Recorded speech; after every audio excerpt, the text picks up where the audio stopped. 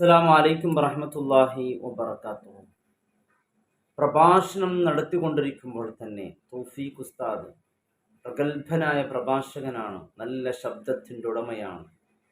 ആരെയും ഇരുത്തി ചിന്തിപ്പിക്കുന്ന പ്രൗഢോജ്വല പ്രഭാഷണം നടത്തുന്ന അദ്ദേഹത്തിൻ്റെ ആ പ്രസംഗിച്ചു കൊണ്ടിരിക്കുമ്പോൾ തന്നെ കുഴഞ്ഞു വീണ് മരണപ്പെട്ടു പോകുന്ന രംഗം, എൻ്റെ പ്രിയപ്പെട്ടവരെ, ഒരു മനുഷ്യന് മരിക്കുന്നതിൻ്റെ സെക്കൻഡുകൾക്ക് മുമ്പ് പോലും അറിയില്ല അടുത്ത സെക്കൻഡിൽ ഞാൻ മരണപ്പെട്ടു പോകുമെന്ന്. ഇതൊക്കെ നമുക്ക് വലിയ പാഠമാണ് നൽകുന്നത്. ഉസ്താദിൻ്റെ മരണം അത്ഭുതപ്പെടുത്തുകയും ചിന്തിക്കുകയും ചെയ്യുന്ന അദ്ദേഹത്തിൻ്റെ ആ പ്രഭാഷണ വീഡിയോ ഒന്ന് നമുക്ക് കേട്ടു നോക്കാം. നമ്മെ അത്ഭുതപ്പെടുത്തുന്ന, നമ്മെ വളരെയധികം ചിന്തിപ്പിക്കുന്ന ലൗലാ അഖർതനി ഇലാ അജലിൻ ഖരീബ് ഫഅസ്വദ്ദഖ വഅകും മിനസ് സ്വാലിഹീൻ ലൻ യുഅഖിറല്ലാഹു നഫ്സൻ ഇദാ ജാഅ അജലുഹാ വല്ലാഹു ഖബീറും ബിമാ തഅമലൂൻ. ശുദ്ധ ഖുർആൻ പറഞ്ഞതുപോലെ സംഭവിക്കുകയുള്ളൂ. ലൻ യുഅഖിറല്ലാഹു നഫ്സൻ ഇദാ ജാഅ അജലുഹാ, അജൽ എത്തിയാൽ പിന്നൊരു സെക്കൻഡും പിന്തിക്കൂല. അസ്രായേൽ പ്രത്യക്ഷപ്പെടുമ്പോൾ ലൗലാ അഖർതനി ഇലാ അജലിൻ ഖരീബ്, ഒരു ഖരീബ്, ഒരു അവധി വരെ പിന്തിക്കണം. ഫഅസ്വദ്ദഖ വഅകും മിനസ് സ്വാലിഹീൻ, ഞാൻ ദാനധർമ്മങ്ങൾ ചെയ്ത് സ്വാലിഹീങ്ങളിൽ പെട്ടുപോകാം. ആ ഉസ്താദിന്റെ ഒരു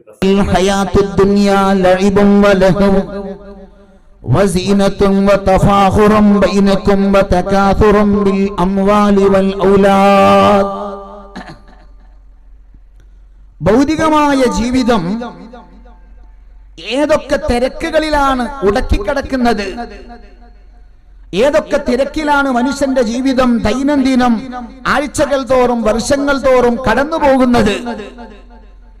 സൂറത്തുൽ ഹദീദ് പഠിപ്പിക്കുന്നു, ഇന്നമൽ ഹയാത്തുദ് ദുനിയാ, ഭൗതികമായ ജീവിതം ലഇബും വലഹുവും വസീനത്തും വതഫാഖുർ. ഒന്നാമതായി ഭൗതിക ജീവിതത്തിൽ ഉള്ളത് കളികളാണ്. രണ്ടാമത് ഭൗതിക ജീവിതത്തിലുള്ളത് വിനോദങ്ങളാണ്.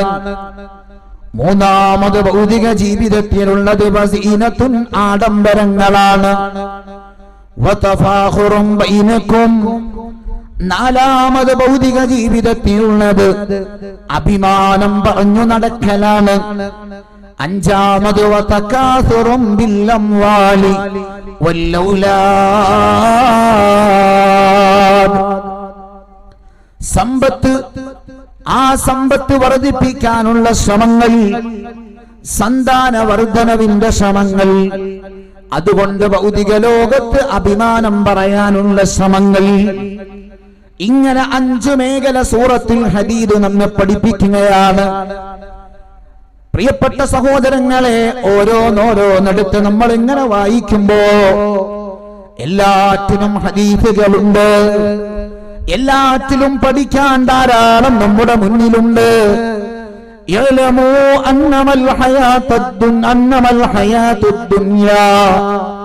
അല്ലാഹുവിന്റെ ഖുർആൻ പല ഭാഗത്തും ഇങ്ങനെ പ്രയോഗം നടത്തിയിട്ടുണ്ട്. ഭൗതിക ജീവിതത്തെ കുറിച്ച് നിങ്ങൾ അറിയണേ, ദുനിയാവിനെ കുറിച്ച് നിങ്ങൾ അറിയണേ. ഈ ഭൗതിക ജീവിതത്തിന്റെ സ്വഭാവം നിങ്ങൾ അറിയണേ. വമൽ ഹയാത്തുദ് ദുനിയാ ഇല്ലാ മതാഉൽ ഗുറൂർ. ഭൗതിക ജീവിതം എന്ന് പറയുന്നത് മനുഷ്യനെ വഞ്ചിക്കുന്ന ചരക്കാണ്. ഭൗതിക ജീവിതം മനുഷ്യനെ വഞ്ചനയിലേക്ക് തള്ളിവിടുന്ന ചരക്കാണ്. ആ ഭൗതിക ജീവിതത്തിന്റെ വിവിധ ഘട്ടങ്ങൾ അറിയുമോ? മഹാനായ അലി ഇബ്നു അബീ ത്വാലിബ് റളിയല്ലാഹു അൻഹു തന്റെ പ്രിയപ്പെട്ട സഹചാരിയായ അമ്മാർ ഇബ്നു യാസിർ തങ്ങളോട് അലി ഇബ്നു അബീ ത്വാലിബ് തങ്ങൾ വിശദീകരിക്കുന്നത് കാണാം. ലാ തഹ്സൻ അലദ് ദുനിയാ, ദുനിയാവിൽ നീ ടെൻഷൻ അടിക്കണ്ട, ഭൗതിക ലോകത്തിന്റെ വിഷയത്തിൽ നീ വിഷമിക്കണ്ട. ലാ തഹ്സൻ അലദ് ദുനിയാ, ദുനിയാവിൽ നിന്റെ മനസ്സ് നീറണ്ട. നിന്റെ മനസ്സ് നീറിപ്പുകഞ്ഞ മനസ്സുമായി ഈ ദുനിയാവിൽ നിന്റെ ദിനം കഴിക്കണ്ട, നിന്റെ ആഴ്ചകള് തള്ളണ്ട, നിന്റെ മാസങ്ങള് തള്ളിക്കളയണ്ട, മാനസിക രോഗിയായി ജീവിക്കണ്ട. ഭൗതികതയെ നീ തിരിച്ചറിയാത്തതാണ്, ഭൗതിക ലോകത്തെ നീ തിരിച്ചറിയാത്തതാണ്.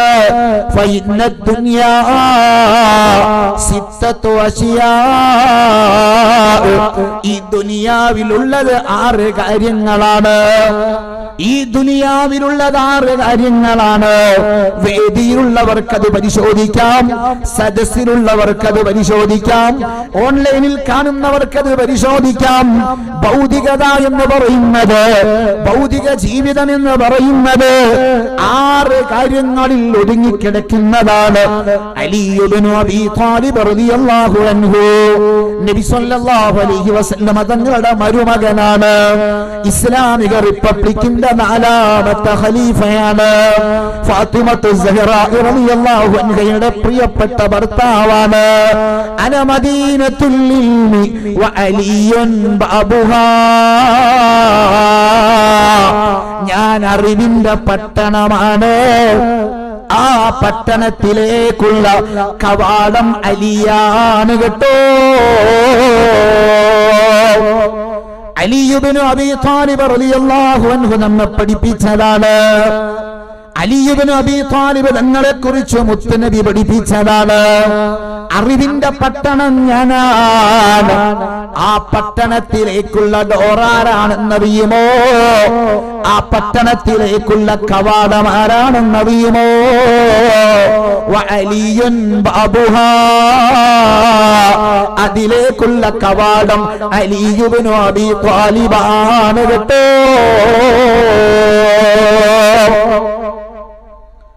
ആ ഹദീസിന്റെ ചുവടിൽ ഒരുപാട് സംഭവങ്ങളുണ്ട്. നബി സല്ലല്ലാഹു അലൈഹി വസല്ലം തന്റെ പ്രിയപ്പെട്ട പുത്രിയായ കരളിന്റെ കഷ്ണമായ ഫാത്തിമത്തു സഹ്റ റളിയല്ലാഹു അൻഹക്ക് അലി ഇബ്നു അബീ ത്വാലിബ് എന്ന് പറയുന്ന ഭർത്താവിനെ തെരഞ്ഞെടുക്കാനുള്ള കാരണം, അലി എന്നവരുടെ അറിവ് നോക്കിയാൽ നമ്മളൊക്കെ നമ്മുടെ പെൺമക്കൾക്ക് ഭർത്താവിനെ തിരയുന്നവരാണ്. നമ്മളൊക്കെ കാണുന്ന മാനദണ്ഡം എന്താ? നമ്മളൊക്കെ ചിന്തിക്കുന്ന മാനദണ്ഡം എന്താ? നമ്മുടെയൊക്കെ മരുമകനായി നമ്മുടെ വീട്ടിലേക്ക് കയറി വരുന്നവന്റെ ക്വാളിറ്റിയും ക്വാളിഫിക്കേഷനും നാം ചിന്തിക്കുന്നത് എന്താണ്? ലോകത്തിന്റെ നേതാവ് മുഹമ്മദുർ റസൂലുള്ളാഹി സ്വല്ലല്ലാഹു അലൈഹി വസഹ്ബിഹി വസല്ലം തന്റെ പ്രിയപ്പെട്ട മകളായ ലോക സ്ത്രീകളുടെ സ്വർഗീയ നേതാവായ ഫാത്തിമത്തു സഹ്റ റളിയല്ലാഹു അൻഹ, ആ മഹദിക്ക് ഇണതുണയായി ഭർത്താവായി കണ്ടത് അലി ഇബ്നു അബീ ത്വാലിബ് തങ്ങളെയാണ്. ചോദിച്ചപ്പോ മുത്തനബി പറഞ്ഞ മറുപടിയാണ് ഞാൻ നിങ്ങളെ കേൾപ്പിച്ചിരിക്കുന്ന ഹദീസ്. ചോദിച്ചപ്പോ നബി തങ്ങൾ പറഞ്ഞ മറുപടിയാണ് അന മദീനത്തുൽ ഇൽമി വ അലിയുൻ ബാബുഹാ, ഞാൻ അറിവിന്റെ പട്ടണമാണ്, ആ പട്ടണത്തിലേക്കുള്ള കവാടം അലി ഇബ്നു അബീ ത്വാലിബാണ്. അറിവെന്ന് പറയുന്നത് ചെറിയ വിഷയമല്ല, അറിവിന്റെ ലോകം വലുതാണ്, അറിവുള്ളവരുടെ മൂല്യം വലുതാണ്, അറിവ് കൊണ്ട് ലഭിക്കുന്ന നേട്ടവും വലുതാണ്. ചില പണ്ഡിതന്മാര് പഠിപ്പിക്കുന്നത് കാണാം, നിങ്ങൾ ഇവിടുന്ന് ഭൂമിയിൽ നിന്ന് ആകാശത്തിലേക്ക് നോക്കുമ്പോ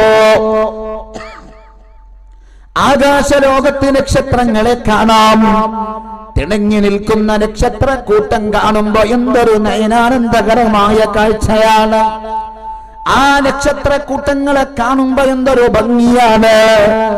എന്നാൽ ആകാശലോകത്ത് നിന്ന് ഭൂമിയിലേക്ക് നോക്കുന്ന സമയം, മലക്കുകൾ ഭൂമിയിലേക്ക് നോക്കുന്ന സമയം, ഭൂമിയിലും നക്ഷത്രങ്ങളുണ്ട്, ഭൂമിയിലും പ്രകാശിക്കുന്ന ഇടങ്ങളുണ്ട്.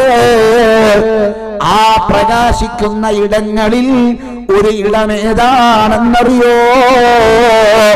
അത് ആലിമിന്റെ വീടാണ് കേട്ടോ.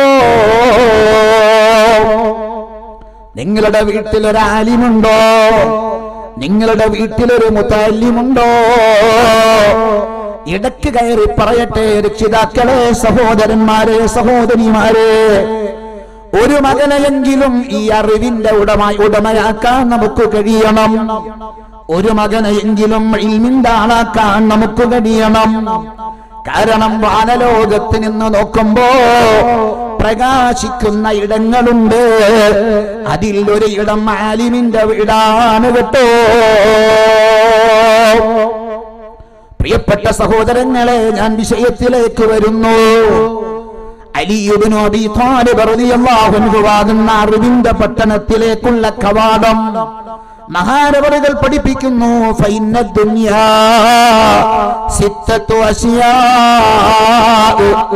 ഭൗതിക ലോകം 6 കാര്യങ്ങളിൽ ഒതുങ്ങിക്കിടക്കുന്നതാണ്.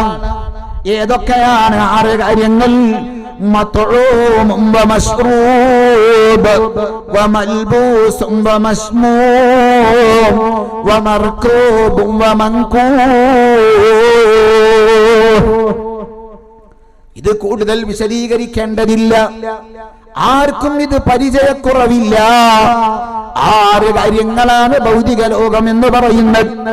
ഒന്ന് മത്ഊം, ഭക്ഷണ മേഖലകളാണ്. രണ്ടാമത് മശ്റൂബ്, പാനീയ മേഖലകളാണ്, വെള്ളവുമായി ബന്ധപ്പെട്ട മേഖലകളാണ്. 3 മൽബൂസ്, വസ്ത്രമേഖലകളാണ്. 4 മശ്മൂം, മനുഷ്യൻ വാസനിക്കുന്ന മേഖലകളാണ്. 5-ാമത്തേത് മർകൂബ്, വാഹനവുമായി ബന്ധപ്പെട്ട മേഖലകളാണ്.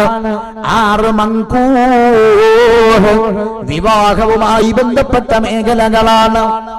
ഈ 6 മേഖലകളാണ് ഭൗതിക ജീവിതം എന്ന് പറയുന്നത്. 1 മത്ഊം, ഭക്ഷണ മേഖലയാണ്. 2 മശ്റൂബ്, വെള്ളവുമായി ബന്ധപ്പെട്ട പാനീയ മേഖലയാണ്. 3 മൽബൂസ്, വസ്ത്രവുമായി ബന്ധപ്പെട്ടതാണ്. 4 മശ്മൂം, വാസനയുമായി ബന്ധപ്പെട്ടതാണ്.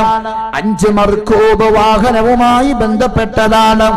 6 മൻകൂഹ്, വിവാഹവുമായി ബന്ധപ്പെട്ടതാണ്.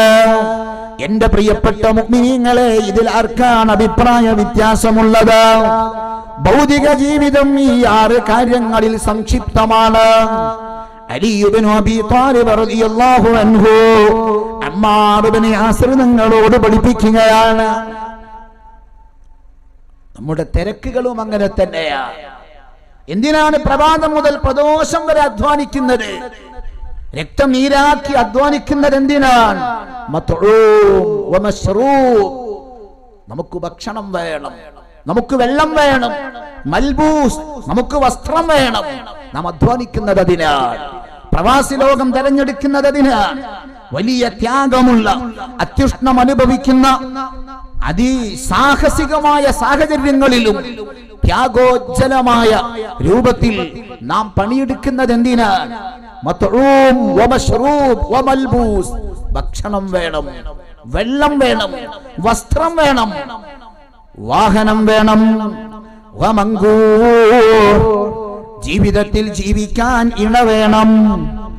ആ ജീവിതത്തിൽ മക്കളുണ്ടാകും, അങ്ങനെ കുടുംബങ്ങളാകും, അതുമായി ബന്ധപ്പെട്ട ചിന്തകളാകും. ഇങ്ങനെ 6 മേഖലകൾ മനുഷ്യ ജീവിതത്തിൽ പ്രധാനപ്പെട്ടതാണ്. ഈ 6 വിഷയങ്ങളിൽ നമ്മൾ എങ്ങനെ ബന്ധപ്പെട്ടു കഴിയുന്നവരാണ്? ഇതാണ് ഭൗതിക ജീവിതം. ഈ 6 കാര്യങ്ങളിലാണ് നമ്മൾ ഇങ്ങനെ ചിന്തിച്ചു നോക്കുമ്പോ പ്രധാനമായും ഈ 6 കാര്യങ്ങളിൽ വിദ്യാഭ്യാസം പോലും അങ്ങനെയായി പോയി. എന്തിനാ മോനെ പഠിക്കുന്നതെന്ന് ചോദിച്ചാൽ എന്താ പറയാ? എനിക്ക് വലിയ ഡിഗ്രി എടുക്കണം. ഏതെങ്കിലും ഉപ്പാനോട് ചോദിക്കാൻ, നിങ്ങളുടെ മകൻ എന്തിനാ പഠിപ്പിക്കുന്നത്? എന്റെ മകൻ എഞ്ചിനീയറിംഗ് ആണ്, എന്റെ മകൻ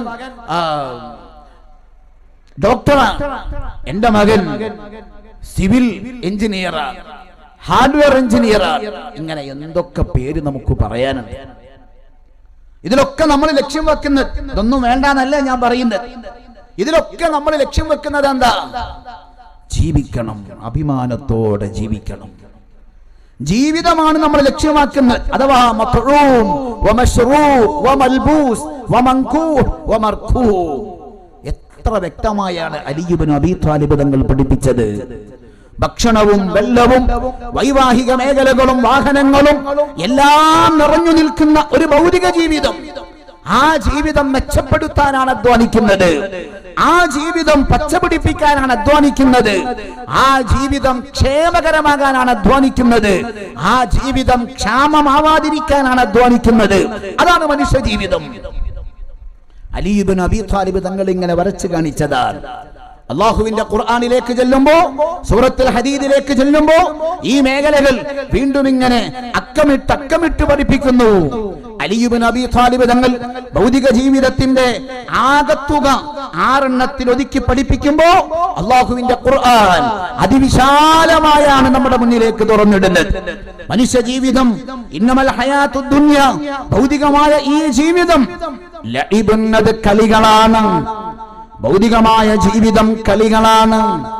കളി എന്ന് പറയുമ്പോ എന്റെ പ്രിയപ്പെട്ട സഹോദരങ്ങളെ, ചെറുപ്പക്കാരിങ്ങനെ ചിന്തിക്കുന്നുണ്ടാകും, ഞങ്ങള് ക്രിക്കറ്റ് കളിക്കുന്നതിനെ എതിർക്കാനാണോ, ഞങ്ങള് ഫുട്ബോൾ കളിക്കുന്നതിനെ എതിർക്കാനാണോ? എന്റെ പ്രിയപ്പെട്ട മുഅ്മിനീങ്ങളെ, ഇസ്ലാം അംഗീകരിക്കാത്ത മേഖലയിലേക്ക് പോകാത്ത, ഇസ്ലാം നിഷേധിച്ചിരിക്കുന്ന, ഇസ്ലാം വിമർശിച്ചിരിക്കുന്ന രൂപഭാവങ്ങളിൽ ഉള്ള ഒരു കളിയും നമുക്ക് വേണ്ട. അങ്ങനെ അല്ലാത്ത രൂപത്തിൽ കളിക്കുന്നതിന് വിരോധമില്ല. അത് ആരോഗ്യത്തിന് ഗുണകരമാണ്. അത് ഇബാദത്തിന് നമുക്ക് ആവേശം കിട്ടുന്നതാണ്. ആരോഗ്യമുണ്ടാവാൻ നല്ലതാണ്. അങ്ങനെ കണ്ണടച്ച് ഇസ്ലാം കളികളെ എതിർക്കില്ല. ഇസ്ലാം കളികളെ നിഷേധിക്കില്ല. കളിക്കുമ്പോ ശ്രദ്ധിക്കണം, നിന്റെ വേഷം എങ്ങനെയാണ്, കളിക്കുമ്പോൾ പന്തയം വെച്ചിട്ടുണ്ടോ എന്നത് നീ ശ്രദ്ധിക്കണം. അനാവശ്യമായ അസഭ്യങ്ങളൊന്നും കളിയിൽ പാടില്ല. ആഭാസകരമായ ശൈലികൾ പാടില്ല. മറിച്ച് ആരോഗ്യം നന്നാവാൻ വേഷവിധാനങ്ങളൊക്കെ ശ്രദ്ധിച്ചുകൊണ്ട്, കൂടിച്ചേരേണ്ടവർ മാത്രം കൂടിച്ചേർന്നുകൊണ്ട് നാം കളിക്കുന്നതിന് ഇസ്ലാം എതിരല്ല. ആ കളിയെ കുറിച്ചെല്ലാം നമ്മൾ പറയുന്നത്. ജീവിതം മുഴുവൻ കളിയാണ്. മഹാന്മാരായ പണ്ഡിതന്മാർ അത് വിശദീകരിച്ചിട്ടുണ്ട്. നിങ്ങളറിയോ, ഖുർആനിന്റെ വ്യാഖ്യാന ഗ്രന്ഥങ്ങൾ എടുത്താൽ എന്താണ് കളി എന്ന് പണ്ഡിതന്മാർ വിശദീകരിച്ചിട്ടുണ്ട്. അമലും ബാത്തിലും തുതഇബൂന ഫീഹി അൻഫുസകും ഇത്ആബൽ ലാഇബി ബിലാ ഫായിദാ. സൂറത്തുൽ ഹദീദ് എടുത്തുകൊണ്ട് ഇസ്മായിൽ ഹഖി റഹിമഹുല്ലാഹ് തന്റെ തഫ്സീർ റൂഹുൽ ബയാൻ ഉൾപ്പെടെയുള്ള ഗ്രന്ഥങ്ങളില് മഹാന്മാർ പഠിപ്പിച്ചു വെച്ച വ്യാഖ്യാനങ്ങൾ കാണാം. കളി എന്ന് പറഞ്ഞാൽ എന്താണ്? ഗുണകരമായ കളികളെ കുറിച്ച് ചർച്ചയില്ല. ഇസ്ലാം അനുവദിക്കപ്പെട്ട രൂപത്തിൽ കളിക്കുന്നുണ്ടോ, അതിനെ എതിർപ്പില്ല. പിന്നെയുള്ള കളി ഏതാണ്? യാതൊരു ഫലവുമില്ലാത്ത കളികളാണ്. ശരീരത്തെ ക്ഷീണിപ്പിക്കുന്ന കളികളാണ്. ആരോഗ്യത്തെ നശിപ്പിക്കുന്ന കളികളാണ്. ശരീരത്തെ ഹലാക്കിലേക്ക്, നാശത്തിലേക്ക് തള്ളിവിടുന്ന കളികളാണ്. ഇത്ആബൽ ലാഇബി ബിലാ ഫായിദാ, ഒരു നേട്ടവുമില്ലാതെ ശരീരത്തെ ക്ഷീണിപ്പിക്കുന്ന കളികൾ. ആ കളികളെ കുറിച്ചാണ് സൂറത്തുൽ ഹദീദിൽ പറഞ്ഞത്. ഭൗതിക ജീവിതം കളികളുടെ തിരക്കിലാണ്. ഭൗതിക ജീവിതം കളികളിൽ ലയിച്ചിരിക്കുകയാണ്. ഞാനിത് പറയുമ്പോ ഒരു മേഖലയെ കുറിച്ച് ഞാൻ പറയും. എന്റെ കൂട്ടുകാര് വിഷമിക്കരുത്. അപകടങ്ങളെ കുറിച്ച് നമ്മൾ ചിന്തിക്കണം. ഗെയിമുകൾ ഈ മേഖലയിൽ നമ്മെ നശിപ്പിക്കുന്ന ഒരു മേഖലയാണ്. വിവിധങ്ങളായ ഗെയിമുകളുണ്ട്. അതിന് വിവിധങ്ങളായ ആപ്പുകളുണ്ട്. ഗെയിമുകളിൽ അതേ ലൈവ് പോലെ തന്നെ നടക്കുന്ന ഗെയിമുകളുണ്ട്. അതിന് അഡിക്റ്റായിരിക്കുന്ന വിദ്യാർത്ഥികളുണ്ട്. അതിനടിമപ്പെട്ടിരിക്കുന്ന ചെറുപ്പക്കാരുണ്ട്. ഞാൻ വിമർശിക്കുകയാണെന്ന് നിങ്ങൾ ചിന്തിക്കരുത്. നമ്മൾ വിഷയത്തിന്റെ ഗൗരവം ചിന്തിക്കാൻ ഓർമ്മപ്പെടുത്തിയതാണ്. നിങ്ങൾ ആ കളിയെ കുറിച്ച് ചിന്തിച്ചിട്ടുണ്ടോ? മഹാന്മാര് ഖുർആനിനെ വിശദീകരിച്ച് പഠിപ്പിച്ച ഈ വരികളുമായി ആ കളിക്ക് വല്ല ബന്ധമുണ്ടോ? അതേ ശരീരത്തെ ക്ഷീണിപ്പിക്കുന്ന കളിയാണ്, ആരോഗ്യം നശിപ്പിക്കുന്ന കളിയാണ്, ഊർജം നശിപ്പിക്കുന്ന കളിയാണ്, ഒരു ഫലവുമില്ലാത്ത കളിയാണ്. മഹാന്മാര് കളിയെ വിശദീകരിച്ചത് ഖുർആനിന്റെ വ്യാഖ്യാന ഗ്രന്ഥത്തിൽ ഇങ്ങനെയാണ്. ഞാൻ ചോദിക്കട്ടെ, ഗെയിമുകളിൽ നിങ്ങളത് കാണുന്നുണ്ടോ? ഗെയിം കളിച്ചവന്റെ കണ്ണിന്റെ അവസ്ഥ എന്താണ്? ഗെയിം കളിക്കുന്നവന്റെ മൈൻഡിന്റെ ചിത്രം എന്താണ്? ഗെയിം കളിച്ചവന്റെ ശരീരത്തിന്റെ അവസ്ഥ എന്താണ്? എല്ലാ ചിട്ടകളും പാലിച്ച് ശരീരം അനങ്ങുന്ന രൂപത്തിൽ നിങ്ങൾ എന്തെങ്കിലും കളിച്ചിട്ടുണ്ടെങ്കിൽ ആ കളിക്ക് ശേഷം നിങ്ങൾക്കുണ്ടാകുന്നത് എന്താണ്? ബുദ്ധിക്ക് ഉണർവാണ്, ശരീരത്തിന് ഉന്മേഷമാണ്, ശരീരത്തിന് നല്ല ആരോഗ്യമാണ്. എന്നാൽ ഗെയിമുകൾ കടിമപ്പെട്ടാലോ കണ്ണിന് ക്യാൻസറിന് സാധ്യത കാണുന്നു, കണ്ണിന് കോങ്കണ്ണ് വരാൻ സാധ്യത കാണുന്നു, തലച്ചോറ് ക്ഷീണിച്ചു പോകുന്നു, വേണ്ടത് പഠിക്കാൻ കഴിയാതാവുന്നു, മെന്റലി പ്രോബ്ലം കൊണ്ട് പരീക്ഷിക്കപ്പെടുന്നു, ആത്മഹത്യ പോലും സംഭവിക്കുന്നു. എത്രയെത്ര ഗെയിമുകളാണ് നിരോധിക്കപ്പെട്ടത്, ഇനിയും നിരോധിക്കേണ്ടതെന്ന് തോന്നിപ്പോകുന്ന ഗെയിമുകൾ എത്രയാണ്. എന്റെ കൂട്ടുകാരെ, ഈ കേടുകൾ നമ്മൾ തിരിച്ചറിയണ്ടേ? ചെറിയ പ്രായത്തിൽ തന്നെ കുട്ടികൾ ഇന്ന് കണ്ണട ധരിക്കുന്നു. ഇന്ന് ഞാൻ ക്ലാസ് എടുത്തപ്പോ ഫത്ഹുൽ മുഈനിൽ ഇങ്ങനെ ക്ലാസ് എടുത്തപ്പോ ബാബുൽ ഖളാ, കാലിയാവുന്നതിനെ കുറിച്ച്, കാലിയുടെ ഷർത്തുകളെ കുറിച്ചൊക്കെ ഇങ്ങനെ പറഞ്ഞപ്പോ അതിൽ വന്നു, അന്ധനായ മനുഷ്യൻ കാലിയാവാൻ പറ്റില്ല എന്ന് വന്നു. കണ്ണ് കാണാത്ത മനുഷ്യൻ കാലിയാവാൻ പറ്റില്ല എന്ന് വന്നു. അങ്ങനെ ചർച്ചകൾ വന്നപ്പോ കുട്ടി ചോദിച്ചു, അത് അത്രയും പ്രായമായാലല്ലേ ആ പ്രശ്നം വരുള്ളൂ. അപ്പോ പ്രായമില്ലാത്ത നല്ലവണ്ണം പ്രായമില്ലാത്ത ആളുകൾക്കൊക്കെ അത് പറ്റുള്ളൂ, നല്ല പ്രായമായാലല്ലേ കണ്ണിന് കേട് പറ്റുള്ളൂ. അപ്പൊ ഞാൻ പറഞ്ഞു, അല്ല, കാലം മാറിപ്പോയി. എൻ്റെ കുട്ടിക്കാലം പറഞ്ഞാൽ തന്നെ അടുത്ത കാലമാണ്. ഈ സ്റ്റേജിലിരിക്കുന്ന കാരണവന്മാരുടെ കുട്ടിക്കാലം പറഞ്ഞാൽ എത്രയോ മുമ്പാണ്. എൻ്റെ ഈ അടുത്ത് കഴിഞ്ഞ കുട്ടിക്കാലത്തിൽ തന്നെ കുട്ടികൾ കണ്ണടയിടയിൽ കുറവാണ്. നിങ്ങളൊക്കെ കുട്ടിക്കാലത്ത് കണ്ണടയിടയിൽ കുറവാണ്. കണ്ണട എന്ന് പറഞ്ഞാൽ അത് പ്രായമായതിൻ്റെ ഒരു ലക്ഷണമായിട്ട് തന്നെ മനസ്സിലാക്കിയിരുന്നു. എന്നാൽ ഇപ്പോ വളരെ ചെറിയ പ്രായമുള്ളവർ വരെ കണ്ണട കടിമപ്പെടുന്ന അവസ്ഥ വരുന്നു. അള്ളാഹു അവർക്കൊക്കെ ശിഫ കൊടുക്കട്ടെ. അത് ഡബിൾ ഗ്ലാസുകളൊക്കെ ഉപയോഗിക്കുന്നതിലേക്ക് ലെൻസിനിങ്ങനെ കട്ടികൂട്ടി വരുന്ന ചെറിയ മക്കളിടുന്ന ഗ്ലാസ് കണ്ടാൽ അവർക്കൊക്കെ ഒരു 40-50 ഒക്കെ വയസ്സെത്തുമ്പോഴുള്ള സാഹചര്യം എന്താ അനുഭവിക്കുന്നവർക്ക് അല്ലാഹു ഈ മജ്ലിസിന്റെ ബറക്കത്ത് കൊണ്ട് ശിഫ നൽകട്ടെ. നമുക്ക് ദുആ ചെയ്യാം. അപ്പൊ ചെറിയ കാലം മുതലേ കണ്ണിന് കേടുപറ്റുകയാണ്, കേൾവിക്ക് കേടുപറ്റുകയാണ്, ബുദ്ധിക്ക് ക്ഷീണം പറ്റുകയാണ്. മെന്റൽ പ്രോബ്ലമുള്ള രോഗികൾ ഈ കാലത്ത് വർദ്ധിച്ചുകൊണ്ടിരിക്കുകയാണ്, മാനസിക രോഗികൾ വർദ്ധിച്ചുകൊണ്ടിരിക്കുകയാണ്. നിങ്ങൾ കാരണം പരിശോധിക്ക്. ഗെയിമുകൾക്കതിൽ വലിയ പങ്കാണ്. അല്ലാഹുവിന്റെ ഖുർആനി വ്യാഖ്യാനം എത്ര നൂറ്റാണ്ട് മുമ്പ് പഠിപ്പിച്ചു. സൂറത്തുൽ ഹദീദിൽ ഇന്നമൽ ഹയാത്തുദ് ദുനിയാ ലഇബുൻ എന്ന് പറയുന്ന ഭാഗത്ത് എത്ര നൂറ്റാണ്ടുകൾക്ക് മുമ്പാണ് ഖുർആൻ ഇത് പഠിപ്പിച്ചത്. ഗെയിം എന്ന പദമില്ലെങ്കിലും ഇനി ഈ രൂപത്തിൽ ഏതൊക്കെ കളികൾ വരുമോ എല്ലാം ഉൾപ്പെടാൻ പറ്റുന്ന രൂപത്തിലാണ് ഖുർആനിന്റെ ശൈലി.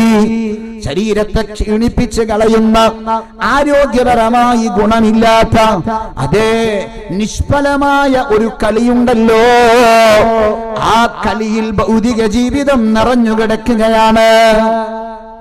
എന്റെ പ്രിയപ്പെട്ട സഹോദരങ്ങളെ, അങ്ങനെ ഗെയിമിന്റെ മേഖലയിൽ നമ്മൾ വ്യാപൃതരാണ്, നമ്മൾ തിരക്കിലാണ്. സോഷ്യൽ മീഡിയയിൽ ആ രൂപത്തിൽ നമ്മൾ വല്ലാതെ വ്യാപൃതരാണ്. 10 ചെറുപ്പക്കാർ ഒരുമിച്ച് കൂടിയിരിക്കുന്നുണ്ടെങ്കിലും കൂട്ടത്തിൽ കാണുമ്പോൾ 10 പേരുണ്ട്. പക്ഷേ 10 ആളും ഒറ്റക്കാണിരിക്കുന്നത്. കാണുമ്പോൾ 10 പേരുണ്ട്, പക്ഷേ എല്ലാവരും ഒറ്റക്കാണിരിക്കുന്നത്. എന്തേ അങ്ങനെ പറയാൻ? എല്ലാവരും സ്വന്തം മൊബൈലിൽ വ്യാപൃതരാണ്, എല്ലാവരും സ്വന്തം മൊബൈലിൽ മുഴുകിയിരിക്കുകയാണ്. ഇയർഫോണും കാതുകളിൽ വെച്ച് സ്വന്തം മൊബൈലിൽ മുഴുകിയിരിക്കുകയാണ്. സുബ്ഹാനല്ലാഹ്, ചെലവഴിക്കുന്ന മണിക്കൂർ എത്ര, ചെലവഴിക്കുന്ന ആരോഗ്യം എത്ര, ചെലവഴിക്കുന്ന ഊർജം എത്രയാണ്. നബി സല്ലല്ലാഹു അലൈഹി വസല്ലം തങ്ങൾ പഠിപ്പിച്ചില്ലേ, നിഅമതാനി മഗ്ബൂനും ഫീഹിമാ കസീറും മിനന്നാസ്. അധികരിച്ച ആളുകളും വഞ്ചനയിൽ അകപ്പെടുന്ന 2 അനുഗ്രഹമുണ്ട്. അധികരിച്ച ആളുകളും വഞ്ചനയിൽ പെട്ടുപോകുന്ന 2 അനുഗ്രഹമുണ്ട്. ഒന്ന് അസ്ഹത്തു, ഒന്ന് ആരോഗ്യമാണ്. ആരോഗ്യകാലത്ത് ചിന്തിക്കും, എന്തുമാവാം എന്ന് ചിന്തിക്കും, എന്തും പറയാമെന്ന് ചിന്തിക്കും, എന്തും ചെയ്യാമെന്ന് ചിന്തിക്കും. പ്രിയപ്പെട്ട സഹോദരാ, മരങ്ങളിലേക്ക് നോക്കുമ്പോൾ നമുക്ക് ലഭിക്കുന്ന ഒരു പാഠമില്ലേ? പഴയ കാലത്ത് നമ്മുടെ കാരണവന്മാരൊക്കെ പറയുന്നൊരു പാഠമില്ലേ? സസ്യങ്ങളിലേക്ക് ഇങ്ങനെ നോക്കുമ്പോ പച്ച നിറത്തിൽ നിൽക്കുന്ന ഇലകൾ എത്ര കാലമാണ് നിൽക്കുന്നത്? നിശ്ചിത സമയമെത്തുമ്പോ പച്ചിലകൾ ചുവപ്പ് നിറമാകുന്നു. ചുവപ്പ് നിറമായ ഇലകൾ അതാ കൊടിഞ്ഞു വീഴുന്നു. ഇതിന്റെ കാലം എത്രയാണ്? ഇതുപോലെ നമ്മുടെ ആരോഗ്യത്തിന്റെ അവസ്ഥയും അങ്ങനെയാണ്. പച്ചപ്പുള്ള സമയമുണ്ട്, ശരി തന്നെ. ഈ പച്ചപ്പിനൊരു ചുവപ്പ് നിറം വരാനുണ്ട്, ഈ പച്ചപ്പിനൊരു വാർദ്ധക്യം വരാനുണ്ട്, ഈ പച്ചപ്പിനൊരു ക്ഷീണം വരാനുണ്ട്. ആ ക്ഷീണം വന്നാലോ പിന്നെ അധികം താമസമില്ല. ആരോഗ്യ സമയം നാം വഞ്ചിതരായി പോകുന്ന സമയമാണ്. ഒഴിവ് സമയവും നാം വഞ്ചിതരായി പോകുന്നൊരു മേഖലയാണ്.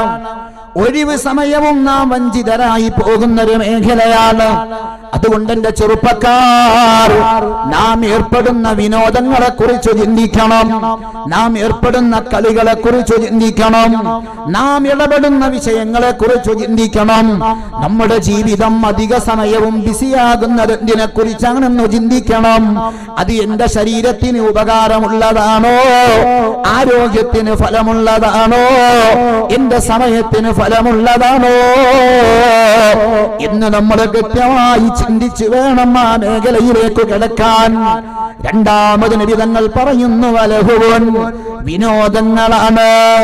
അതേ, നമ്മുടെ ജീവിതം വിനോദങ്ങളിൽ മുഴുകി നിൽക്കുകയാണ്, ആസ്വാദനങ്ങളിൽ മുഴുകി നിൽക്കുകയാണ്. വിനോദം എന്ന് പറഞ്ഞാൽ മഹാന്മാര് വ്യാഖ്യാനിച്ചിട്ടുണ്ട്, തൽഹൂന ബിഹി അൻഫുസകും വസ്തഖിലൂനഹാ അമ്മാ യുഹിമ്മുകും മിൻ അഅമാലിൽ ആഖിറ. പരലോക പാരത്രിക ലോകത്തേക്ക് ആവശ്യമുള്ള കാര്യങ്ങളിൽ നിന്ന് നിങ്ങളെ തിരിച്ചുവിടുകയും മുഖ്യമല്ലാത്ത മേഖലയിൽ കൊണ്ടുപോയി നിങ്ങളെ തഴക്കുകയും ചെയ്യുന്ന കാര്യങ്ങളാണ് വിനോദങ്ങളായി കടന്നു വരുന്നത്. വായന എന്നൊരു ഹോബി ഉണ്ടെങ്കിൽ നല്ലത്. അങ്ങനെ ഗുണകരമായ ഹോബികൾ, വിനോദങ്ങൾ ധാരാളം നമുക്ക് വേണമെങ്കിൽ ആ ഗണത്തിൽ എണ്ണിപ്പറയാം. പക്ഷേ യാതൊരു ഉപകാരവും ഇല്ലാത്ത വിനോദങ്ങൾ എത്രയാണ്, യാതൊരു ഉപകാരവും ഇല്ലാത്ത ആഘോഷങ്ങൾ എത്രയാണ്, യാതൊരു ഉപകാരവും ഇല്ലാത്ത സമയം കളയുന്ന സംവിധാനങ്ങൾ എത്രയാണ്. സോഷ്യൽ മീഡിയയിൽ കയറിയാൽ കോമഡി ലോകങ്ങളാണ്. എത്രയോ ആളുകൾ ലക്ഷങ്ങൾ വ്യൂസ് വാങ്ങാൻ വേണ്ടി നമ്മുടെ പേരുള്ളവർ പോലും ഇറക്കി വിടുന്ന കോമഡികൾ എന്തൊക്കെയാണ്. അതിന്റെ പിന്നിൽ വ്യൂസ് ഉണ്ടാക്കാൻ കയറുന്നതും നമ്മൾ തന്നെയാണ്. അതിന് ചെലവഴിക്കുന്ന മിനിറ്റുകളെ കുറിച്ച് ചിന്തിക്കുന്നുണ്ടോ? പ്രിയപ്പെട്ട മുഅ്മിനീങ്ങളെ, അങ്ങനെ വീഡിയോ നിർമ്മിക്കുന്നവര് ധാരാളം. എല്ലാവരുടെ കയ്യിലും ആപ്പുകളാണ്, എല്ലാവരും വ്യൂസ് കിട്ടാനായി കോമഡി നിർമ്മിക്കുകയാണ്. എന്തൊക്കെ എത്രമാത്രം വികൃതമായ രൂപത്തിൽ ചെയ്യാൻ കഴിയുമോ അതൊക്കെ ചെയ്ത് നമ്മുടെ സമയം കൊല്ലുകയാണ്. ഖുർആൻ പറയുന്നു, ഇന്നമൽ ഹയാത്തുദ് ദുനിയാ ലഇബും വലഹവ. കളികളാണ് കേട്ടോ ജീവിതം, വിനോദങ്ങളാണ് കേട്ടോ ജീവിതം, വസീനത്തുൻ ആഡംബരങ്ങളാണ് ജീവിതം. ജീവിതത്തിൽ ആഡംബരം വർദ്ധിച്ചു വരികയാണ്, ആഡംബരത്തിന് പ്രാധാന്യം വർദ്ധിച്ചു വരികയാണ്. മഹാന്മാര് പഠിപ്പിച്ച എത്രയോ സംഭവങ്ങളുണ്ട്. തഫ്സീറുകൾ മറിച്ചാൽ നമുക്ക് കാണാൻ കഴിയും. ആഡംബരങ്ങൾ സുബ്ഹാനല്ലാഹ്, ഇന്ന് ആഡംബരങ്ങൾ എത്തി നിൽക്കുന്നത് എവിടെ വരെയാണ്? ഞാനൊരു കല്യാണത്തിൽ പങ്കെടുത്തു വരുന്നു. അസറിന്റെ ശേഷം ഒരു കല്യാണത്തിൽ പങ്കെടുത്തു. ഞാൻ എന്റെ കസേരയിൽ പോയിരുന്നു. കൂടെയുള്ള ആളോട് ഞാൻ പറഞ്ഞു, ഭക്ഷണമെന്ന് മേടിച്ചു തരണം. എന്തേ കാരണം? ഇന്ന് ആഡംബരം എത്തി നിൽക്കുന്നത് എവിടെയാണ്? എന്റെ കാരണവന്മാർ വേദിയിലുള്ളവരോ സദസ്സിലുള്ളവരോ ചെയ്തു പോയിട്ടുണ്ടെങ്കിൽ അവരെ കുറ്റപ്പെടുത്താനല്ല, തിരുത്താനുള്ളതാണ് നമ്മുടെ ഈ മജ്‌ലിസ്.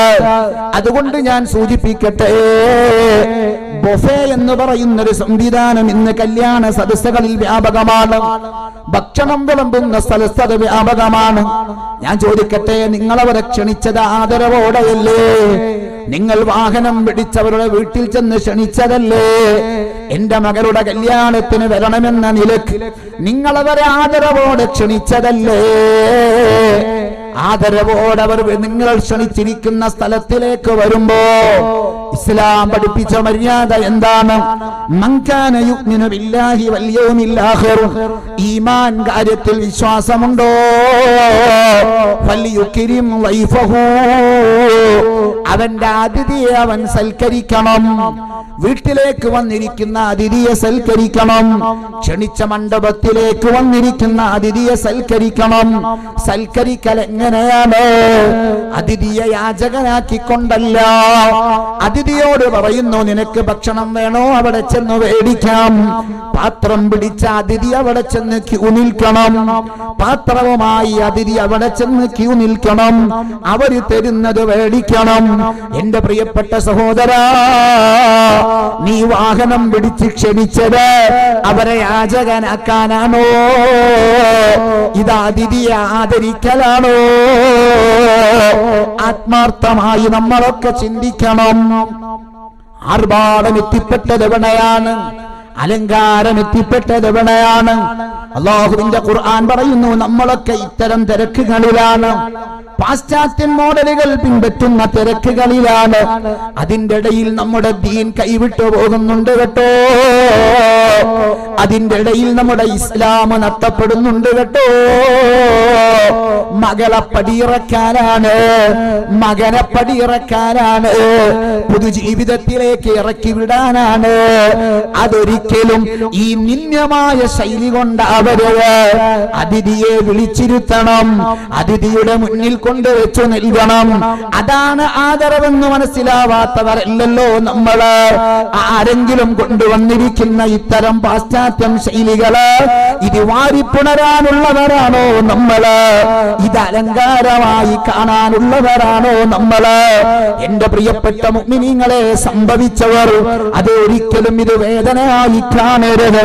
ഇനി ആവർത്തിക്കില്ലെന്ന് ചിന്തിക്കുകയും ഇനി നമ്മുടെ ജീവിതത്തിൽ നല്ല മാതൃകകൾ നമ്മൾ കൊണ്ടുവരണം. ഇതുപോലെ കല്യാണ പന്തലെടുത്താൽ എത്ര വിചിത്രമായ ചിന്തകൾ. എന്റെ ചെറുപ്പക്കാർ, പെണ്ണ് കാണാൻ പോകുന്നതെങ്ങനെ? ഒരു സംഘം ആളുകളാണ് പെണ്ണ് കാണാൻ പോകുന്നത്. ഒരു സംഘം ആളുകളാണ് പെണ്ണ് കാണാൻ പോകുന്നത്. ആ പെൺകുട്ടിയെ രക്ഷിതാക്കൾ ആ സംഘത്തിന്റെ മുന്നിലേക്ക് വിടുന്നു.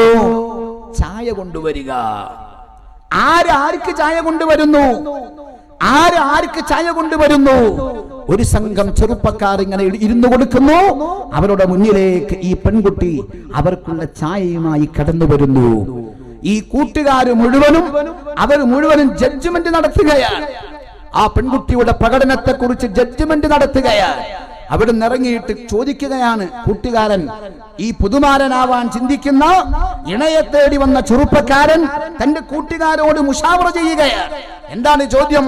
എങ്ങനെയുണ്ട്? നടത്തം എങ്ങനെയുണ്ട്, കാണാൻ എങ്ങനെയുണ്ട്. ഈ ജഡ്ജ്മെന്റ് തീരുമാന പ്രകാരമാണ് വിവാഹം നടക്കുന്നത്. അവിടേക്ക് പെൺകുട്ടികളെ ഇറക്കി വിടുകയാണ്. എന്റെ പ്രിയപ്പെട്ട സഹോദരങ്ങൾ, ഇങ്ങനെ ഒരു പെണ്ണ് കാണല് അത് തികച്ചും നാം ഒഴിവാക്കേണ്ടതാണ്. സംഭവിച്ചു പോയതുണ്ടാകാം, അറിവില്ലാത്തത് കൊണ്ട് വന്നതുണ്ടാകാം. ഞാനിത് പറയുമ്പോൾ ആരും വേദനിക്കരുത്, ആരെയും വിഷമിപ്പിക്കാൻ പറയുന്നതല്ല. വന്നുപോയത് കഴിഞ്ഞു, അസ്തഗ്ഫിറുല്ലാഹ്. ഇനി ജീവിതത്തിൽ തിരുത്താൻ കഴിയണം. അതിന്റെ ഉത്തരവാദിത്വപ്പെട്ട മഹല്ലിന്റെ ആളുകളെ പഠിപ്പിക്കണം. അതേ, നമ്മുടെ മഹല്ലിൽ ഇങ്ങനെയാവണം. ഇത് കൃത്യമായി ബോധവൽക്കരണം നടത്തണം. നടത്തുന്നവരാണ് ഇവിടെയുള്ള ആളുകൾ. സുബ്ഹാനല്ലാഹ്, നമ്മുടെ മഹല്ലിലും ഉത്തരവാദിത്വപ്പെട്ടവരിലൊക്കെ അല്ലാഹു ബറക്കത്ത് ചെയ്യട്ടെ. ഞാൻ പറഞ്ഞു വന്നത് പെണ്ണ് കാണൽ ചടങ്ങ് ആഭാസകരം. അന്യാണിന്റെ മുന്നിലേക്ക് കൊണ്ടുപോയി ഇറക്കി കൊടുക്കുന്ന രൂപം. രണ്ടാമത് വിവാഹമോ, മയ്യത്ത് കട്ടിലിൽ പുതുമാരൻ പോകുന്നത് കണ്ടില്ലേ? കരിവാരി തേച്ചിട്ട് പുതുമാരൻ പോകുന്നത് കണ്ടില്ലേ? പുതിയ ജീവിതത്തിലേക്ക് കാലെടുത്ത് വെക്കുന്നവൻ, പുതിയ ജീവിതത്തിലേക്ക് കാലെടുത്ത് വെക്കുന്നവൾ, സുബ്ഹാനല്ലാഹ്, ഉപ്പാന്റെ കൈ പിടിച്ച് പൊരുത്തപ്പെടിച്ച് ഉപ്പാന്റെ കവിളിൽ ഉമ്മ വെച്ച് ഉപ്പാനോട് സമ്മതം ചോദിച്ച് പടിയിറങ്ങേണ്ടവൻ, ഉമ്മയോടങ്ങനെ സമ്മതം ചോദിച്ച് പടിയിറങ്ങേണ്ടവൾ. അതേ, തന്റെ പ്രിയപ്പെട്ട തൊടാനും കാണാനും ഒക്കെ പറ്റുന്ന ഉത്തരവാദിത്തപ്പെട്ടവരോട് നിങ്ങളൊക്കെ ഞങ്ങളുടെ ജീവിതം നന്നാവാൻ പ്രാർത്ഥിക്കണം എന്നപേക്ഷിച്ചുകൊണ്ട് പൊതുജീവിതത്തിലേക്ക് പടിയിറങ്ങേണ്ടവർ, അതേ പ്രിയപ്പെട്ട ഉസ്താദുമാർ പ്രാർത്ഥിച്ചു പടിയിറക്കാൻ വരുമ്പോ ആ ദുആയിൽ പങ്കെടുത്ത റബ്ബേ, ഉലമാഇന്റെ പ്രാർത്ഥനയുടെ ബറക്കത്ത് കൊണ്ട് എന്റെ ശേഷിക്കുന്ന ജീവിതം അനുഗ്രഹീതമാവണം എന്ന് ചിന്തിച്ച് അതേ ആ ഒരു ആത്മീയ മനസ്സോടെ പടിയിറങ്ങേണ്ട അതേ ചെറുപ്പക്കാരനും ചെറുപ്പക്കാരിയും ഇന്നിറങ്ങുന്നത് എങ്ങനെയാ?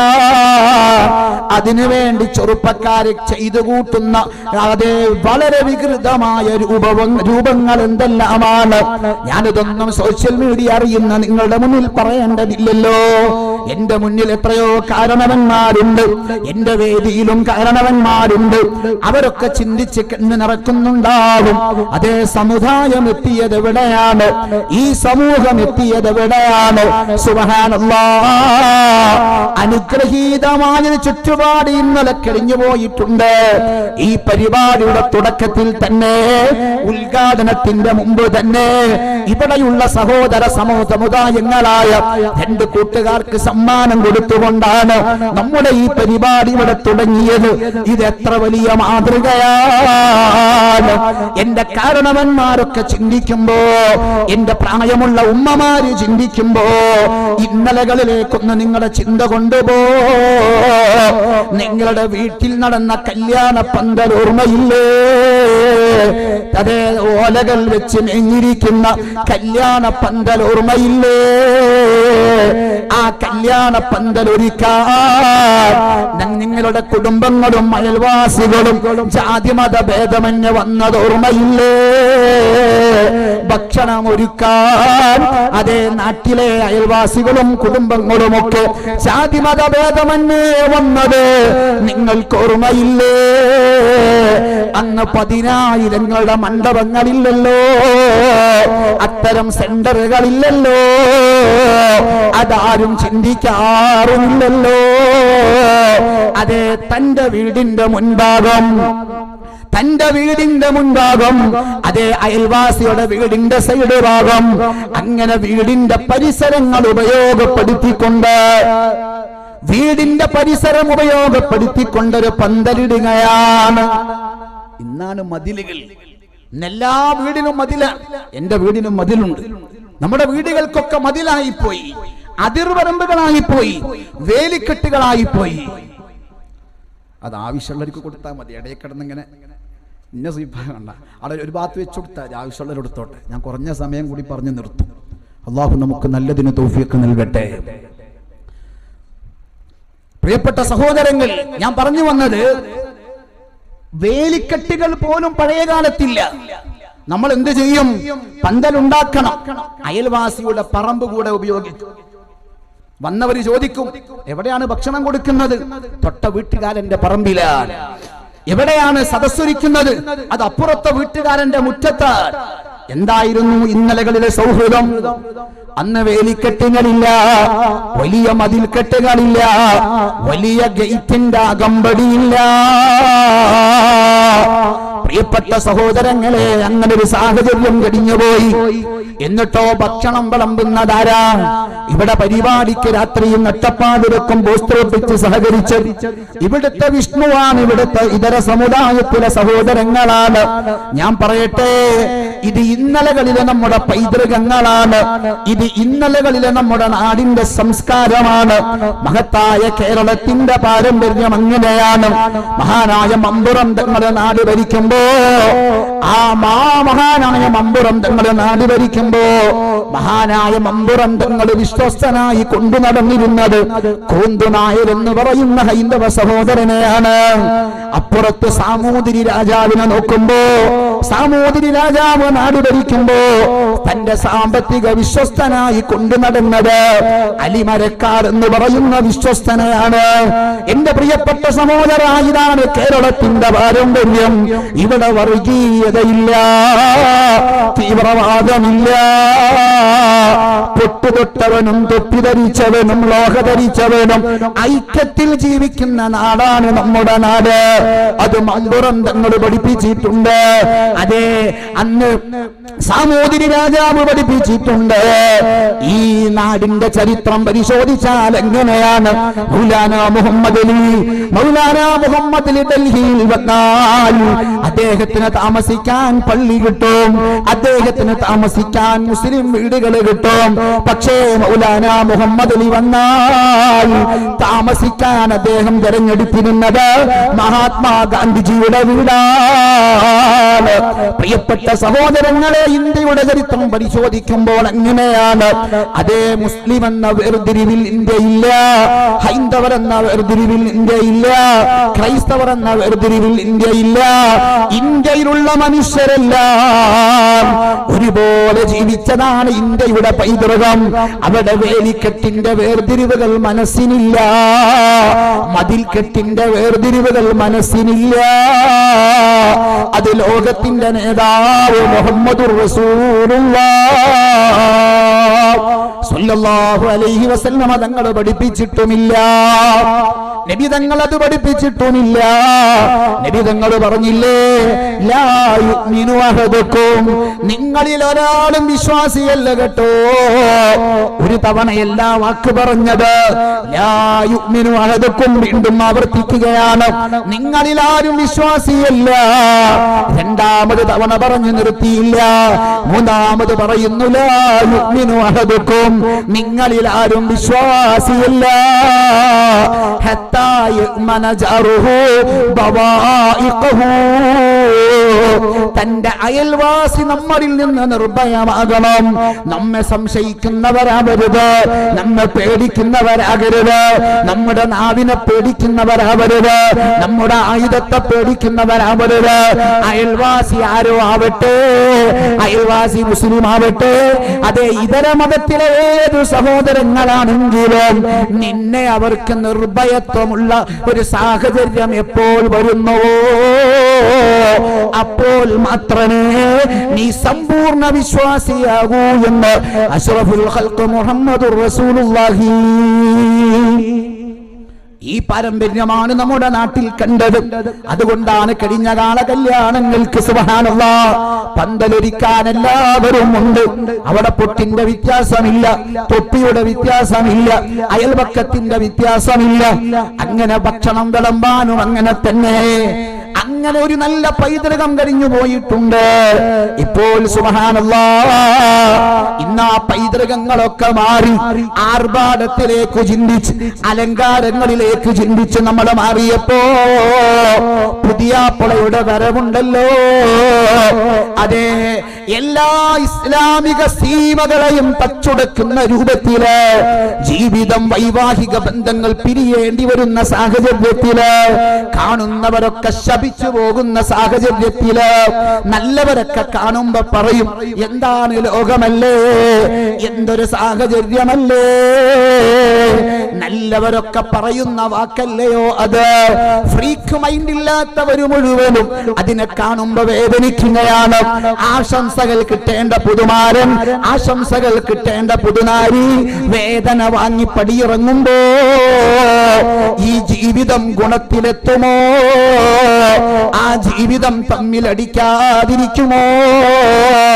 ആ ജീവിതം കൊലക്കയറിലെത്താതിരിക്കുമോ? എന്റെ പ്രിയപ്പെട്ട മുഅ്മിനേ, നിഷ്കളങ്കമായൊന്ന് ചിന്തിക്കണം. ആർഭാടങ്ങൾ തള്ളിവിടുന്നത് എങ്ങോട്ടാണ്? ഇന്നമൽ ഹയാത്തുദ് ദുനിയാ ലഇബും വലഹും വസീനാ. ജീവിതം അതേ കളികളിലാണ്, വിനോദങ്ങളിലാണ്, അതേ ആഡംബരങ്ങളിലാണ്. ഞാൻ ചുരുക്കുന്നു, ഖുർആനിന്റെ വ്യാഖ്യാന ഗ്രന്ഥങ്ങൾ നോക്കിയാൽ ധാരാളം കാണാം.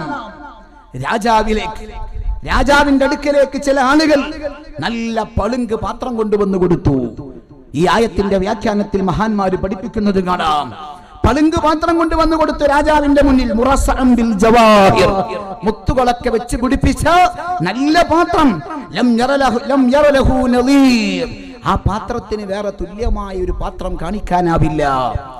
ആ രൂപത്തിൽ നല്ല മൊഞ്ചുള്ള മുത്തുകൾ വെച്ച് പിടിപ്പിച്ച നല്ല പാത്രം രാജാവിന്റെ മുന്നിലേക്ക് കൊണ്ടുവന്നു കൊടുത്തു. ഇത് കണ്ടപ്പോ രാജാവിന്റെ അവസ്ഥയോ, രാജാവ് ശക്തമായി സന്തോഷിച്ചു. ഇത് കണ്ടപ്പോൾ രാജാവ് വല്ലാതെ സന്തോഷിച്ചു. ആ പളുങ്ക് പാത്രവും പളുങ്ക് പാത്രത്തിലെ മുത്തുകളും ഒക്കെ കണ്ടപ്പോ രാജാവിന് വല്ലാത്ത സന്തോഷമായി. രാജാവ് തന്റെ കൂടെയുള്ള ഒരുപാട് നല്ല ബുദ്ധിയുള്ള മനുഷ്യരുണ്ട്, നല്ല ഹിക്മത്തുള്ള മനുഷ്യർ തന്റെ കൂടെയുണ്ട്. ഏത് രാജാവിന്റെ കൂടെയും അങ്ങനെ ഉണ്ടാവും. നമുക്കറിയാം, മിനിസ്റ്റേഴ്സിനടുത്ത് വിലയിരുത്തിയാൽ, മന്ത്രിമാരെടുത്ത് വിലയിരുത്തിയാൽ അവരുടെ കൂടെയൊക്കെ ഒരുപാട് ഹിക്മത്തുള്ള ആളുകൾ ഉണ്ടാവും. അതുകൊണ്ടാണ് പലതും നടക്കുന്നത്. ഞാൻ ആ മേഖലയിലേക്ക് പോകുന്നില്ല. ചുരുക്കത്തിൽ രാജാവിന്റെ കൂടെയും ഉണ്ട് അങ്ങനെ ഹിക്മത്തുള്ള ഒരുപാട് ആളുകൾ. അവരെ കണ്ടപ്പോ രാജാവ് ചോദിച്ചു, കൈഫ തറാ ഹാദാ, ഈ പളുങ്ക് പാത്രത്തെ നിങ്ങൾ എങ്ങനെ കാണുന്നു? ഈ പളുങ്ക് പാത്രത്തെ നിങ്ങൾ എങ്ങനെയാണ് കാണുന്നത്? ഈ ഹിക്മത്തുള്ള ആളുകളോട് രാജാവ് ചോദിച്ചതാണ്. കൈഫ തറാ ഹാദാ, ഈ പളുങ്ക് പാത്രത്തെ നിങ്ങൾ എങ്ങനെയാണ് കാണുന്നത്? മറുപടി കേൾക്കണേ. നല്ല പളുങ്ക് പാത്രം, നല്ല മുത്തുകൾ വെച്ച് പിടിപ്പിച്ച പാത്രം, രാജാവിന് വലിയ സന്തോഷം നൽകിയ പാത്രം. ഈ പാത്രത്തെ രാജാവ് സന്തോഷത്തോടെ കണ്ടിട്ടാണ് തന്റെ കൂടെയുള്ള ഹുക്കമായിനോട് ചോദിക്കുന്നത്, കൈഫ തറാ ഹാദാ, ഈ പാത്രത്തെ നിങ്ങൾ കാണുന്നത് എങ്ങനെയാണ്? അപ്പൊ ഖാല, ആ ആളുകൾ പറഞ്ഞു, ഉറാഹു ഫഖറൻ ഹാദിറാ വമുസീബതൻ അജിലാ. ആ ഹിക്മത്തിന്റെ ആളുകൾ പറഞ്ഞു, ഈ പളുങ്ക് പാത്രമുണ്ടല്ലോ രാജാവേ, മുത്തുകൾ വെച്ച് പിടിപ്പിച്ച പാത്രമുണ്ടല്ലോ രാജാവേ, അങ്ങയുടെ മനസ്സിന് വലിയ സന്തോഷം തന്ന പാത്രമുണ്ടല്ലോ രാജാവേ, ഫഖറൻ ഹാദിറാ, ഇത് വലിയ ദാരിദ്ര്യമാണ് കേട്ടോ. വളരെ പെട്ടെന്ന് തന്നെ നിങ്ങൾക്ക് ദാരിദ്ര്യം വരാൻ ഇത് വഴിയൊരുക്കും. മുസീബത്തൻ അജിലാ, ഇതുവരെ നിങ്ങൾക്ക് മുസീബത്തില്ലല്ലോ, വളരെ പെട്ടെന്ന് മുസീബത്ത് വരാനും ഈ പളുങ്ക് പാത്രം കാരണമാണ്. അത്ഭുതത്തോടെ രാജാവ് ചോദിക്കുന്നു, കൈഫ ദാലിക്, എങ്ങനെയാണ് ഈ പളുങ്ക് പാത്രം ദാരിദ്ര്യമാകുന്നത്? എങ്ങനെയാണ് ഈ പളുങ്ക് പാത്രം മുസീബത്താകുന്നത്? ആ സമയത്ത് ഈ ഹുക്കമാ പറഞ്ഞു, അവര് പറഞ്ഞു, ഈ പളുങ്ക് മാത്രമുണ്ടല്ലോ, ഇത് ഇനിങ്കസറ, ഏതെങ്കിലും ഒരു ദിവസം ഈ പളുങ്ക് പാത്രം ഒന്ന് വീണ് ഉടഞ്ഞു പോയാൽ ഫഹുവ മുസീബത്തുൻ ലാ ജബറ ലഹാ, ഈ പളുങ്ക് പാത്രം വീണ് ഉടഞ്ഞു പോയാൽ അത് മുസീബത്താണ്, ലാ ജബറ ലഹാ, പരിഹരിക്കാനാവില്ല. എന്തേ പരിഹരിക്കാനാവില്ലെന്ന് പറയാൻ കാരണം, ഇതുപോലെ തുല്യതയുള്ള വേറെ പാത്രമില്ല. അതുകൊണ്ട് തന്നെ ഈ പാത്രമെങ്ങാനും വീണുപോയാൽ അതൊരു മുസീബത്താണ്, ലാ ജബറ ലഹാ, പരിഹരിക്കാനാവില്ല. വൈൻ സുരിഖ, ഈ പാത്രത്തെ എങ്ങാനും മോഷ്ടിക്കപ്പെട്ടാലോ സിർത ഫഖീറാ, ആരെങ്കിലും ഈ പാത്രത്തെ മോഷ്ടിച്ചു കൊണ്ടുപോയാൽ നിങ്ങൾ ഫഖീറാണ് കേട്ടോ. അങ്ങനെ അതാ ദിവസങ്ങളങ്ങ് മുന്നോട്ട് പോയി. ഈ ദിവസങ്ങൾ ഇങ്ങനെ മുന്നോട്ട് പോയപ്പോ ഒരു ദിവസം യാദൃശ്ചികമായി ആ പാത്രമങ്ങ് കയ്യിന്ന് വീണ് ഉടയുന്നു. ആ പാത്രമങ്ങ് വീണ് ഉടയുന്നു. ഒരു ദിവസം ആ പാത്രമങ്ങ് വീണുടഞ്ഞുപോയി.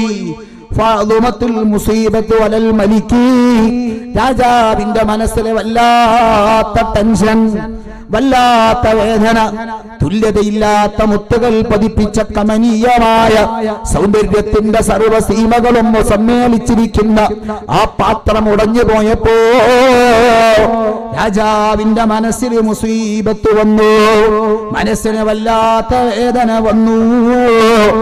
ആ സമയത്ത് രാജാവ് പറഞ്ഞുപോയി, സ്വദഖൽ ഹകീം, ആ ചിന്തയുള്ള ആളുകൾ പറഞ്ഞത് എത്ര സത്യമാണ്. ലൈതഹു ലം യുഹ്മൽ ഇലൈനാ, എനിക്കിങ്ങനെയുള്ള ഒന്ന് കിട്ടിയില്ലായിരുന്നെങ്കിൽ എത്ര നന്നായിരുന്നു. പ്രിയപ്പെട്ട മുഅ്മിനീങ്ങളെ, അലങ്കാരത്തിന്റെ അവസ്ഥ ഏതാണ്? അലങ്കാരത്തിന്റെ അവസ്ഥ ഏതാണ്? ആർഭാടത്തിന്റെ അവസ്ഥ അതാണ്. ഇതൊക്കെ പറയുമ്പോ നമ്മൾ ചിന്തിക്കും, എന്തിനാണ് അനാവശ്യ അലങ്കാരം, എന്തിനാണ് അനാവശ്യ ആർഭാടം? ജ്യേഷ്ഠനേക്കാൾ അനുജന്റെ കല്യാണം ഉഷാറാവണം, ജ്യേഷ്ഠന്റെ വീടിനേക്കാൾ അനുജന്റെ വീട് അലങ്കരിക്കണം, അതേ അനുജന്റെ വീട്ടിനേക്കാൾ ജ്യേഷ്ഠന്റെ വീട് അലങ്കരിക്കണം, അയൽവാസിയുടെ കല്യാണത്തെക്കാൾ എന്റെ കല്യാണം പൊടിപൊടിക്കണം, അതേ അവരുടെ കട ഷോപ്പിനേക്കാൾ എന്റെ ഷോപ്പ് അനാവശ്യമായി അലങ്കരിക്കണം. ആവശ്യമുള്ള അലങ്കാരത്തിന് തടസ്സമില്ല, ആവശ്യമുള്ള അലങ്കാരത്തിന് ഒരിക്കലും വിയോജിപ്പില്ല. ഓരോരുത്തരുടെയും ഖദറിനോട് യോജിച്ചിരിക്കുന്ന അലങ്കാരത്തിന് തടസ്സമില്ല. അതേ, എല്ലാവരും ഫഖീറായി ജീവിക്കണമെന്ന നിയമം ഇസ്ലാമിലില്ല. എല്ലാവരും ഓലപ്പുരയിൽ ഇരിക്കണമെന്നില്ല, എല്ലാവരും ഓടിന്റെ പുറയിൽ ഇരിക്കണമെന്നില്ല, എല്ലാവരും ചെറിയ ആർസിയിലാവണമെന്നില്ല. ഉന്നത സ്ഥാനമുള്ളവരാണോ, വലിയ നിഅമത്ത് അല്ലാഹു സമ്പത്തിൽ കൊടുത്തവരാണോ, ഇന്നല്ലാഹ യുഹിബ്ബു യറാ അഥറൻ നിഅമതി ഫീ അബ്ദിഹി, അടിമയിൽ നിഅമത്ത് ഇങ്ങനെ കാണൽ അല്ലാഹുവിന് ഇഷ്ടമാണ്. അല്ലാഹു തന്ന അനുഗ്രഹം കാണൽ ഇഷ്ടമാണ്. അപ്പൊ നല്ല വസ്ത്രം ധരിക്കൽ നല്ലതാണ്. അതേ, അനാവശ്യമായ ആഡംബരങ്ങളില്ലാതെ അതേ നമ്മുടെ സ്ഥാനമാനങ്ങളോട് യോജിക്കുന്ന വിധത്തിലുള്ള വാഹനം നല്ലതാണ്, അതിനുതകുന്ന വീട് നല്ലതാണ്. എന്നാൽ അനാവശ്യമായി മത്സരബുദ്ധി നടക്കുന്ന ആഡംബരങ്ങള്, ദുനിയാവിനെ പ്രേമിച്ചു ചെയ്തു കൂട്ടുന്ന ആഡംബരങ്ങള്, സുബ്ഹാനല്ലാഹ്, ഞാൻ ഈ ആ വിഷയം ദീർഘിപ്പിക്കുന്നില്ല. എണ്ണി പറഞ്ഞാൽ ധാരാളമുണ്ട്, എണ്ണി പറഞ്ഞാൽ ഒരുപാട് പറയാനുണ്ട്. ഒരു ചരിത്രം അതിലേക്ക് ചേർത്തി വെച്ചിട്ട് സുബ്ഹാനല്ലാഹ് നാം മറക്കാതിരിക്കേണ്ട ഒരു വിഷയം കൂടി പറഞ്ഞു ഞാൻ എന്റെ വിഷയം അവസാനിപ്പിക്കുന്നു. അല്ലാഹു നമുക്ക് നല്ലതിന് തൗഫീഖ് നൽകട്ടെ. മഹാനായ ഒരു രാജാവുണ്ടായിരുന്നു, ഷാഹീർ ഇബ്നു ശുജാഉൽ കിർമാനി എന്ന് പറയുന്ന ഒരു രാജാവ്. വലിയ മഹാനുമായിരുന്നു അദ്ദേഹം.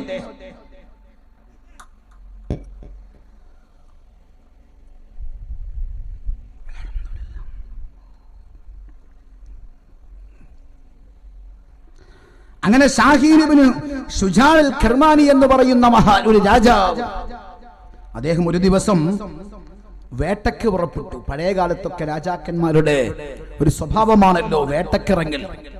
വേട്ടയ്ക്ക് പുറപ്പെട്ടു. അങ്ങനെ അദ്ദേഹം വേട്ടയ്ക്ക് ഇങ്ങനെ ഇറങ്ങിയപ്പോ ഒരുപാട് കാട്ടിന്റെ ഉള്ളിലേക്ക് പോയി. അങ്ങനെ ഒറ്റപ്പെട്ട രൂപത്തിലായപ്പോൾ അവിടെ ഒരു വിജനമായ പ്രദേശത്ത് കാണുന്നു, ഒരു പിടിമൃഗത്തിന്റെ പുറത്ത് കയറി യാത്ര ചെയ്യുന്ന ഒരു യുവാവ്. സിംഹമാവാം, പുലിയാവാം, കടുവയാവാം. ഒരു പിടിമൃഗത്തിന്റെ പുറത്ത് കയറിയിട്ട് യാത്ര ചെയ്യുന്ന ഒരു യുവാവ്. ആരെങ്കിലും പുലിപ്പുറത്ത് സഞ്ചരിക്കോ? ആരെങ്കിലും സിംഹപ്പുറത്ത് സഞ്ചരിക്കോ? ഒരു പിടിമൃഗത്തിന്റെ ആ മനുഷ്യനെ കാർന്നു തിന്നുന്ന ഒരു പിടിമൃഗത്തിന്റെ പുറത്തു കയറി സഞ്ചരിക്കുന്ന ഒരു യുവാവിനെ കണ്ടു. അദ്ദേഹത്തിന്റെ പരിസരം നോക്കിയപ്പോഴോ വഹൗലഹു സിബാൻ, അദ്ദേഹത്തിന്റെ പരിസരത്ത് ധാരാളം പിടിമൃഗങ്ങൾ വേറെയും. ഇദ്ദേഹം ഇരിക്കുന്നത് ഒരു പുലിപ്പുറത്തോ സിംഹപ്പുറത്തോ ആണ്.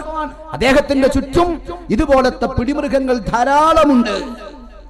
ഈ അത്ഭുത കാഴ്ച കണ്ടപ്പോ ഷേഖ് കിർമാനി എന്നവർ,